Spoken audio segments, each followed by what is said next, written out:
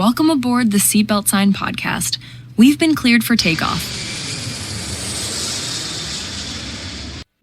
Welcome back to another episode. Today I am talking to my little sister, Camila. Camila has a master's in sociology and works in, what do you do exactly? Okay, so I have a master's in social work. Different. Yes, okay. Different. And social work is, like, you can think of sociology as the theory, and then social work is more of like the applied practice, let's say. Yeah, I have a master's in social work. I'm also a licensed clinical social worker. All that means is that I did some work after my master's to get my license, and so I'm a therapist, and I work primarily with kids and young adults, so like ages 8 to 29. Excellent. So not too many crazies in that age range, I don't feel like. Not the kind of crazies that we're talking today. My captain coined this term. I really like it. It's called Airline Induced Hysteria. We're talking about the crazy people on flights, at airports, the uptick in fighting, and just overall mind melting that you see at airports. So here's a couple instances that I want to talk to you about, Camila. This girl, Jennifer, 27, of Dayton, Ohio, was charged with obstructing law enforcement officers, 2 counts of simple assault and 3 counts of simple battery. She was in the Atlanta airport at 9:30. She stole a fire extinguisher off of a wall near gate D9 and started just spraying this stuff. At first, she was just like spraying a few people. Then she walked towards her gate and just was in a corner and just let this thing loose, man. The powder is flying everywhere. Like, oh my goodness. People just disappear from frame. Like, she sprayed the whole damn thing, and then the next scene is you just see like 4 cops just tackling her. She's got handcuffs on. Her feet are bound. Like, they're like, you need to cool down, lady. So we got that one. And then on a Malaysia Air flight, which I was impressed that it's not just here in the United States, it's all over the world. So on some part of Asia, an Asian airline, there was a brawl between 4 women because they dimmed the lights. It was a night flight, and some people asked, like, hey, can you talk more quietly? And they're like, no, we're not going to be quiet. And I guess it just turned into a huge brawl. If you watch the video, there's like 10 people in the cabin just like swinging fists, just flailing. That's so scary. Yeah. So what in the world is going on with people today? Like, why is everybody so crazy? And what is it about air travel that really brings the crazy out in people? Yeah. So I don't know if we're going to get to any really definitive answers, but we can definitely speculate and see if we can figure out. We don't fact check anything on this show, so whatever we say is, word of God, so it's fine. Cool. Yeah. So actually, when you first gave me this prompt and started sending me some questions, my first question was, okay, has there really actually been an uptick of crazy recently at airports and airplanes? Or is this more just like, well, we have more access to social media, different... That's a great point, yeah. Yeah, and so that was my first question. And so, as we do nowadays, I went to ChatGPT. Nice. Yes, and I asked this question, and... again, so I know that you don't fact check, but if the listener wants to fact check this, go for it, because this was a very quick ChatGPT conversation. It actually really does seem statistically like there has been an uptick of what the FAA calls unruly passenger incidents since the pandemic. I like our term better. I'm going to submit it to the FAA. We call it Airline Induced Hysteria. It just sounds cooler. I agree. I think that definitely should be an official term. TM. Yeah. Trademark pending. Yeah. Yeah. So here's a little bit of what I was kind of reading up on is that in 2021, there was 5,973 of these unruly passenger incidents, but pre-COVID, like in 2019, there was only about 1,100. So in 2021, it was just like super crazy, apparently. 2022 it was less, and 2024 it was 2,102. So less than in 2021, but still more than pre-COVID. So one of my thoughts on kind of what ChatGPT was saying is that just like COVID has kind of impacted everything, every aspect of our lives. And even, years afterwards, we're still trying to adjust and still feeling the effects of it. So that's one of the, maybe this is playing a role in it. I don't know. What are your thoughts about it, seeing as you probably are at airports a lot more than I am? Yeah, it is interesting that there was a spike right around COVID, because not only did it make people crazy at airports, it also kind of killed airline industry. Nobody was allowed to fly. Whole airports were basically closed for a while. So, damn, the China virus, as Trump would call it. Damn, COVID. Yeah, it really did do a number. That's just so crazy. Great research, Camila. Great. Oh, thank you. Yes. AI is super helpful. But yeah, so I think also this is something that I wanted to ask you about specifically. I do think that not only has there been an uptick in just these like insane incidents. So I'll tell you one that I was reading about. So there was a passenger on an airline who started yelling on a plane about like demonic spirits. And then I think he swallowed rosary beads on the airplane. Bro. And then assaulted the crew. What? Yes. Yeah. So crazy stuff. And definitely, I think it sticks in the public mind because these stories are so wild. But then I think along with that, there's also just been an uptick in just people being afraid of flying. Have you noticed that at all? Well, usually when I'm in airports, I just keep my headphones on. I'm a recluse. I just want to go, sit in my seat and then just steam mad about how much I hate TSA and all that crap. So I haven't really noticed too much of it. I did notice one elder lady, we were coming in to land, and this woman must have been like off her meds, because right before we land, she just stood up out of her seat and started walking up and down the aisle, like crying. And she was like, I'm sorry. And the flight attendants were like, what are you doing, lady? We were like minutes from landing. So horrible time to be walking about. So yeah, I don't know. I'm not the expert on the uptick other than just seeing the cool videos on social media. Yeah. Here's parts of the things that I was wondering is, well, I'll tell you a story first and then we can kind of go back. But recently I was on an airplane and there was a girl next to me, and she looks at me and she's just like, listen, I am so afraid of flying. Like I might have a panic attack. And she's doing well. And she's kind of, she's going through takeoff and she is kind of freaking out and kind of shaking a little bit, but she's doing okay. But at one point she gets to the point where I think that she's about to throw up. And so I called the flight attendant over, and I'm like trying to mouth to him, like, get me a bag, but he's not understanding. So I just start mimicking like I'm throwing up, like, and he finally gets it and runs over with a bag. And so like I'm trying to help calm her down. I'm like, hey, I'm actually a therapist. Like, here's some things that we can try.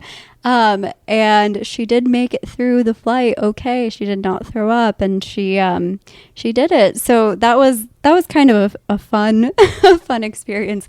But my question for you was, I know also there's been a lot of like recent airplane incidents that have gotten a lot of media coverage, and then also a lot of attention to the whole Boeing problems. And so I'm wondering if that's also playing a big role in people's fear of flying and just kind of hesitancy to travel. So yeah, I don't know. What do you think?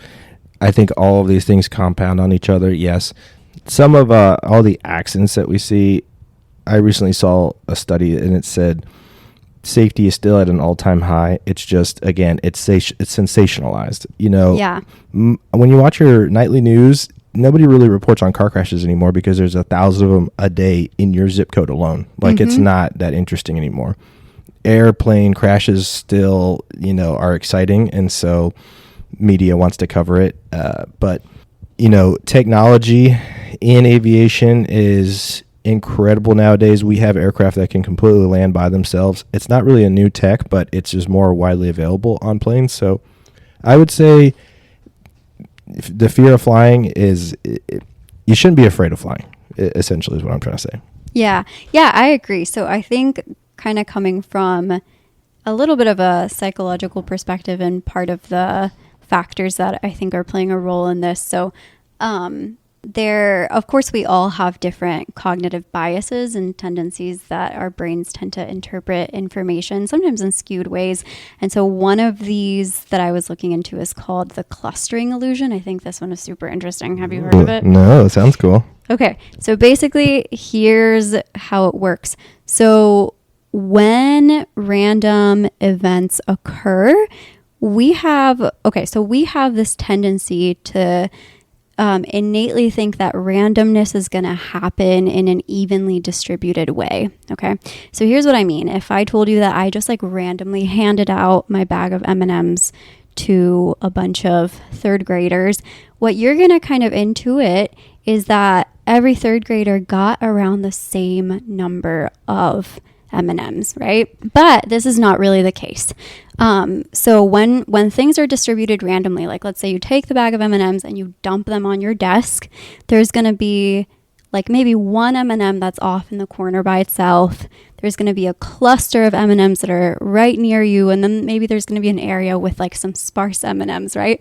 So randomness doesn't happen in an evenly distributed way, even though that's kind of what we think should happen.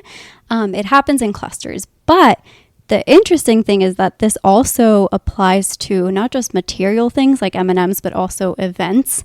So if there's a cluster, say, of a bunch of random airplane accidents that all happen in the month of February, where the clustering illusion happens is that we're going to think that this is a meaningful pattern with something underlying it, even though it just, could be a random thing with no statistical significance and no underlying pattern beneath it.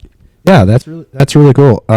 So essentially, when we have a cluster all together, that's when we give it more importance than we should, and our fear increases. Yeah, absolutely.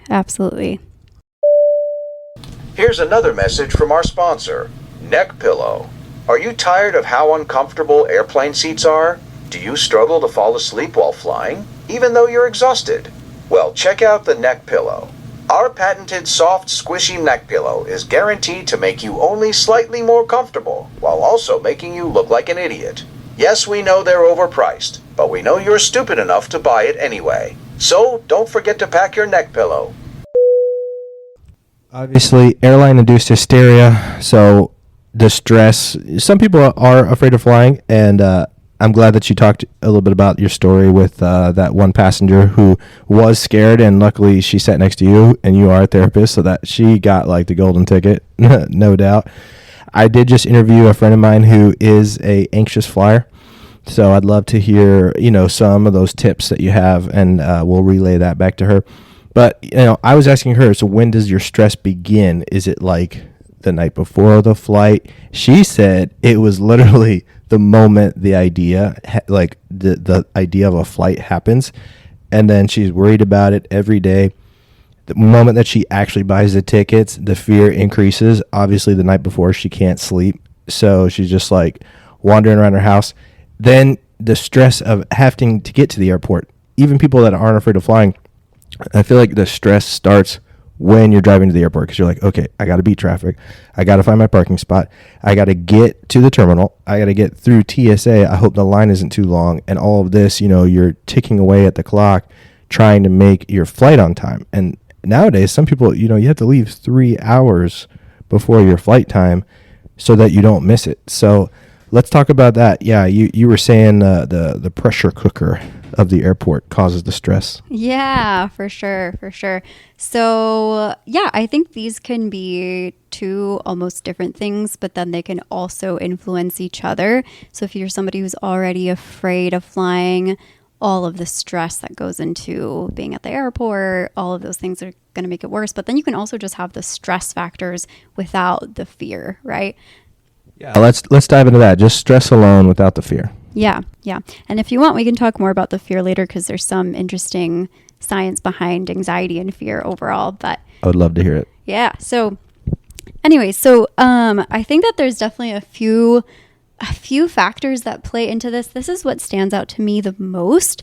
I think airports and the whole process of flying really highlights a lot of just increased points of vulnerability, right? So here's what I mean. When we think of vulnerability factors that can kind of maybe contribute to your system being overwhelmed in its capacity to cope with a situation, we think of things like, first, physiology, right? So did you get enough sleep the night before? For most people, that's a no before you're going to the airport. Maybe your flight is at 6 a.m.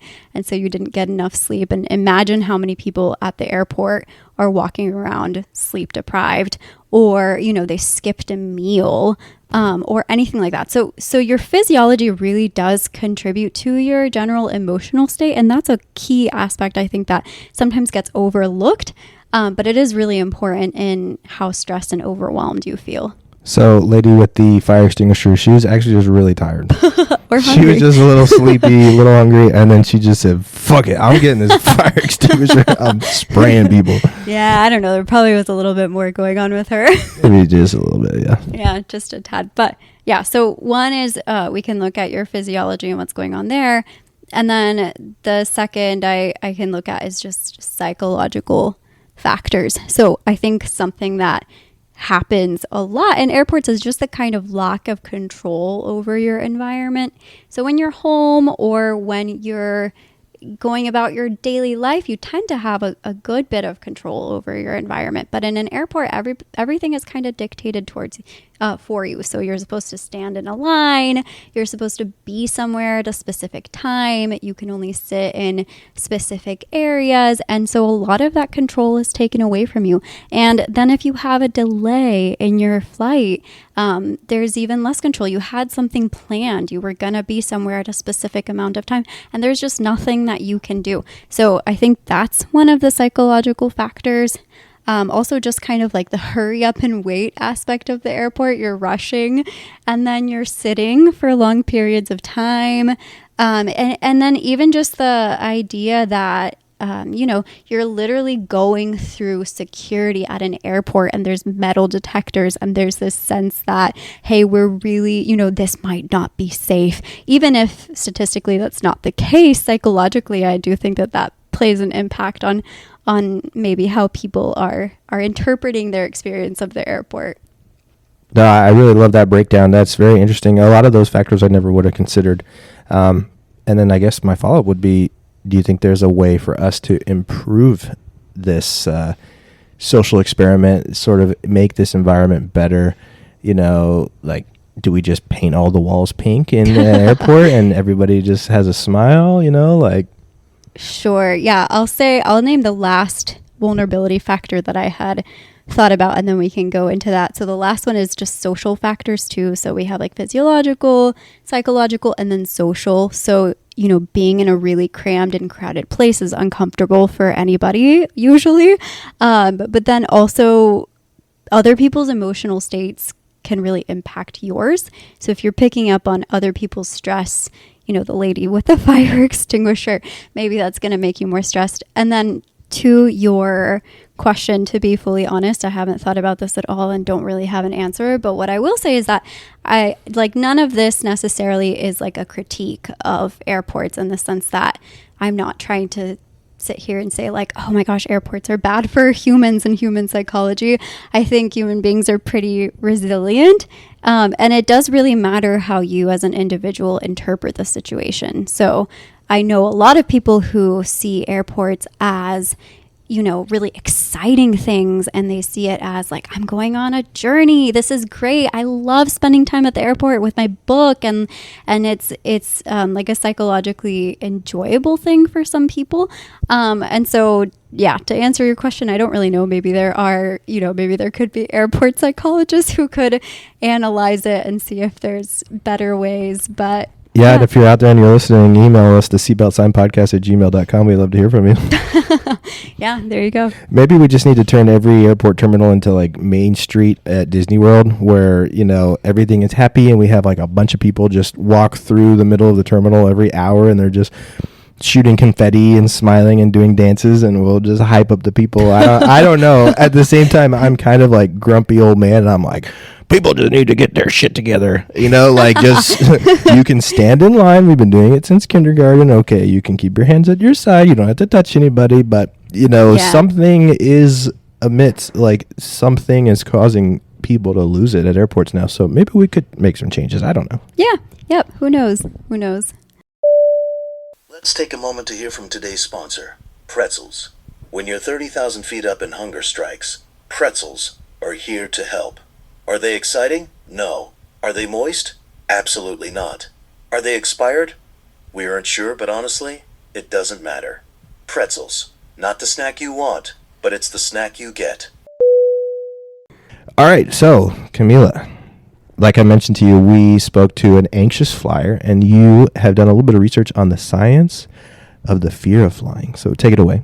Yeah. So one of my favorite things to treat in the work that I do is anxiety disorders, and I've been working a lot more with those recently and getting more training on things like anxiety and also obsessive compulsive disorder, which kind of has like a fear component sometimes as part of it, and it's super interesting. So before we talk about the fear of flying specifically, so let's talk about some of the science behind fear in general. So here's a question for you, and tell me what you think. So what's the difference? What do you think the difference is between fear and anxiety? Like, what differentiates those two concepts? I guess as a dumb guy, I would say fear is something that, like spiders, you know, like you just, when you see it, it instantly gives you the willies and makes the hair on the back of your neck stand up. Whereas anxiety is something, it's like a test. Mm-hmm. You're not exactly fearful of it, but it just makes your heart race a little bit. Am I onto something? You definitely are on the right track. So the key thing that we kind of think of to differentiate is that fear, like you said, it's a spider. A spider is in front of you in that moment. Or you're in the woods and you see a bear. The bear is in front of you in that moment. Anxiety is about the future.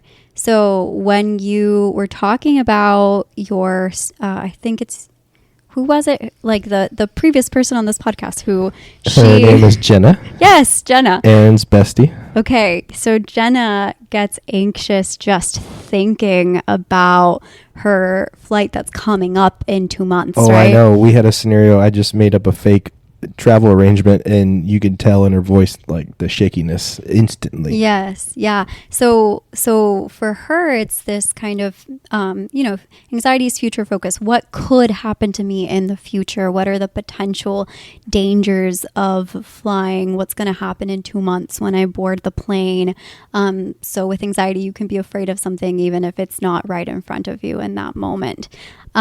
So kind of thinking about that as kind of anxiety being more anticipatory or about the future. So anxiety and fear do have a really important purpose, right? Like what's the purpose of anxiety and fear? What do you think? Well, so that you don't fall off that cliff, or you don't get eaten by the shark, or you don't, burn yourself as you cook. You know, it's something to protect our innards. Yes, exactly. Absolutely. So, so fear and anxiety really do tend to protect us. Even anxiety, for a lot of my clients, they're like, well, if I didn't have my anxiety, I would be a bum on the couch and I wouldn't have a successful life. And so I need it because anxiety helps me get good grades on my tests. And I'm like, yeah, we don't want to get rid of your anxiety. But there's times when anxiety and fear can be much less than optimal and can work to your detriment. So anxiety is basically the brain overestimating the likelihood of something going wrong. Okay. So if your brain is working properly, if anxiety is working properly for you, it maybe tells you like, hey, there's like a less than 1% chance of something going wrong on this flight. And you probably should be okay. That's it giving you accurate information. But for people who are really afraid, emotionally, they feel like if they really get on the flight, like something bad will happen. And they emotionally, maybe they believe that there's a 90% chance that something bad is going to happen. So it's kind of just like your brain is miscalculating the actual danger of a situation. Is there any proof that people with higher levels of anxiety also have a better imagination? Oh, that's a really good question. And honestly, I don't really know. I haven't. Because I would say I have a wild imagination, and as a pilot, I do just concoct scenarios while I'm flying the plane of like, I just look over to my left and I go, oh wow, that wing is on fire and now it just broke off and now we're heading towards the water. And what am I going to do? And, but for me, it's more just like silly because I have a wild imagination, but I don't know if anxious people are, more creative in that way. Yeah, that's a really good question. And again, I would have to go and do some research about this to know. But one thing that we do tend to know is that I think that people who are more, let's say, introverted tend to have higher rates of negative emotion.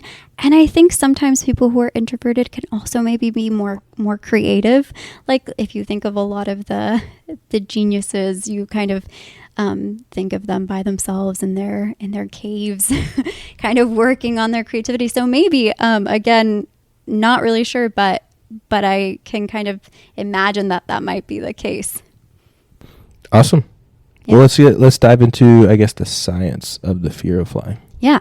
Okay. So like we said before, it's your brain kind of overestimating the likelihood of something going wrong. So specifically, I think there's a lot of, again, kind of vulnerability factors that can play a role into whether or not you specifically as a person develop a fear of flying. All right. So the first, let's say, is your genetics.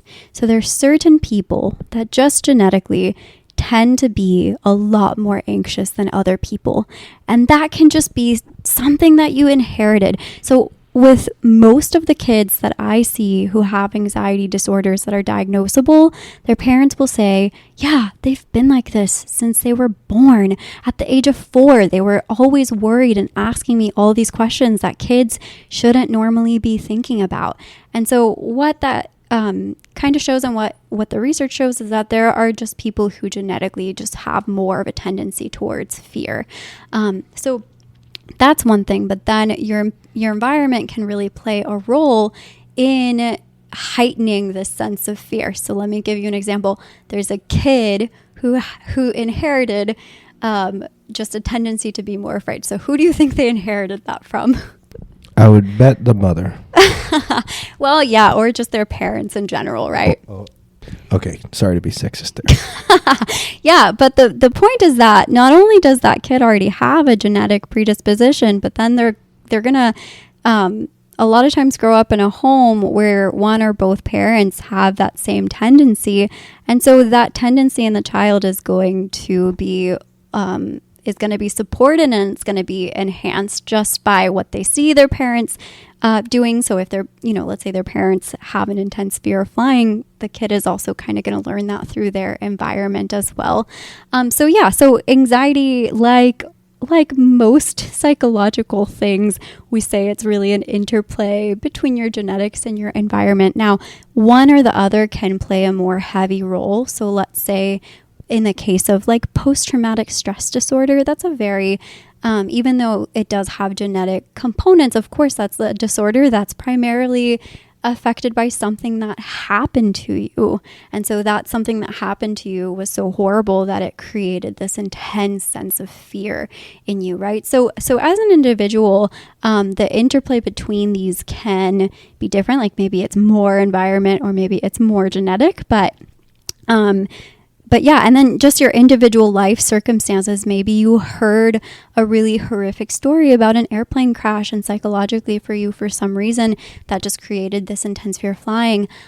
Here's an interesting one. So a lot of people who have a fear of, let's say, flying or airplanes aren't actually afraid of flying. What they're afraid of is having a panic attack on an airplane.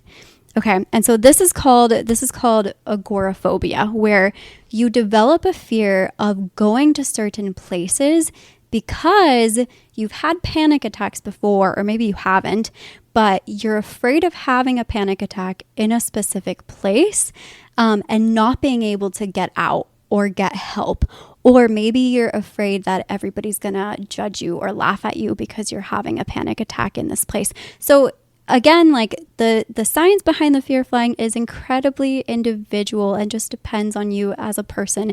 And maybe your fear is heights. Maybe your fear is the airplane crashing, but maybe not. Maybe your fear is that you're going to have a panic attack in that specific place. That's really interesting. That's really cool. So, to all the listeners out there, should we intervene? Should we try to calm down the crazies? Do you think that like flight attendants and people in the airports are doing a good job of intervening, or are we just taking the approach of like, get down, put your hands up, you know, we just like arrest the people? Or is there a better approach? Like, do we need to talk to them in a baby voice and say like, everything will be okay? You know, what are your thoughts on all that? Yeah, this is a very, I guess when I'm at an airport, I don't necessarily have my therapist hat on. Yeah, because we're at the bar, we're throwing back a couple of cocktails because we're on vacation, we're having a good time, we're not trying to do any work. Yeah, so I definitely have just my I'm a person hat on. And here's how I would gauge that as an individual. We can maybe talk about airport staff and things like that in a little bit, but as an individual, how I would gauge the situation is, okay, number one, what kind of crazy is going on? So is the person an angry kind of crazy where they're being very belligerent? Is it, you know, a really stressed out mom with 5 kids who's just trying to do her best and maybe is, you know, maybe she really would benefit from a helping hand as it's somebody who's scared. So there's a lot of different types of crazies. And so I would just want to first ask, like, is it safe to approach this person? Is it actually safe for me to approach this person? Number 2, does it look like this person wants help, right? Or are they super angry and stressed and yelling at the customer service person in front of them? And maybe the best thing to do is just let them cool down. Number 3, can I provide any type of meaningful help? Or am I just going to be getting in the way? So can I actually go and maybe, I don't know, help the mom by holding something for her while she calms down her toddler? And is she going to see me as somebody who would be helpful? Is she going to be scared of me? Like how is she going to interpret my trying to help? Or am I just going to get in the way? So kind of just as a person, that's how I would gauge if I would intervene or not. Yeah, me personally, I'm non-confrontational. Whenever I see a crazy, I'm just like, oh, I really hope they move my flight to the opposite side of the airport. I'm walking away from here. I'm going to go take a potty break. You know, some people, that's the other problem too, I think, is nowadays everybody, first thing we do, whip out your phone. Yeah. And record somebody. So then everybody's like, world star, you know, they're like, and then the people are like, I got to put on a show because I got a million eyes on me, you know. So I feel like the minute that we start recording people, they just get themselves amped up even more. And I'm not one of those onlookers. I'm like, get me the hell away from here. You know, when you're on the highway, like everybody slows down to look at the accident. That pisses me off. I'm like, just go. Yeah, for sure. Honestly, I feel like I'm the same. And again, when I'm at an airport, I definitely have my person hat on and not my therapist hat. And so I think another more selfish consideration is like, do I want to help? Do I have time to help? Is my flight about to leave? Yeah, it's not your problem. You don't have to deal with it, no. Right, yeah. Well, I guess to wrap it up, you know, you had mentioned maybe a couple of tips and tricks for people who are scared of flying. They do get that anxiety. My friend, she mentioned having a mantra like, everything will be okay. I am at peace. I will survive. And also, she carries her little safety blanket with her. So what other tips do you have for all the scaredy cats out there? Yeah, so I'm gonna come at this from a cognitive behavioral therapy standpoint. So that's the kind of therapy that I provide at my job. And well, first of all, I would say if you have a fear of flying that is significantly impacting your life, where it's getting in the way of you being able to do the things that you want to do, then I would say, first of all, seek therapy, right? anytime that you have anything psychological happening that really is interfering with your daily functioning and just the quality of your life in general, I would say get help, because therapists are trained to be able to help you with this in a systematic way. But in general, I'll tell you kind of the model that we follow, and from this model, you can get some basic tips and tricks to help you out. So in cognitive behavioral therapy, we look at three main factors that really impact your emotional state. So like we talked about before, the first one is actually your physiology, right? So in anxiety has a very specific kind of physiology where your stress response is happening. And so you're having things happen to you, like your heart is racing, you're sweating, you are breathing really quickly. And so if you are noticing that you're having this physiological response to anxiety, there's ways that you can train yourself to calm your body down in those moments. One very kind of obvious one that a lot of people know about is just deep diaphragmatic breathing. So trying to train yourself to, breathe into your stomach. Again, that sounds very basic, and it is, but it can be super powerful. Getting into like some Wim Hof breathing practices. Yes, right. Exactly. Yeah. The one that I do with my clients a lot is called 4-7-8. So you breathe in for 4, you hold for 7, and then you breathe out for 8.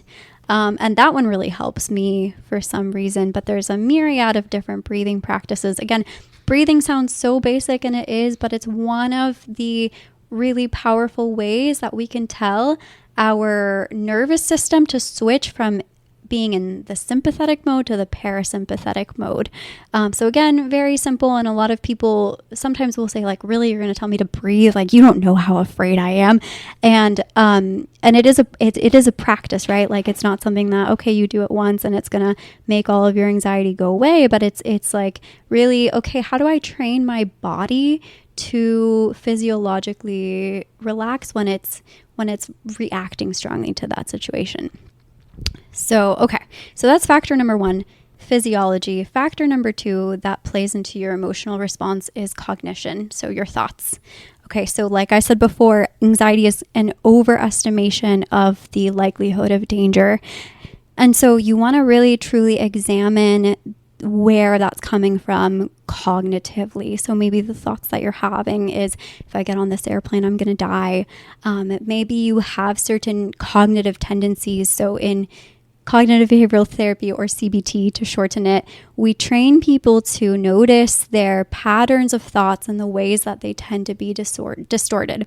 So right now, if you go on Google and you Google cognitive distortions, you'll get a whole list of these different types of patterns that your mind has a tendency to do to skew information. So for example, a common cognitive distortion is called catastrophizing.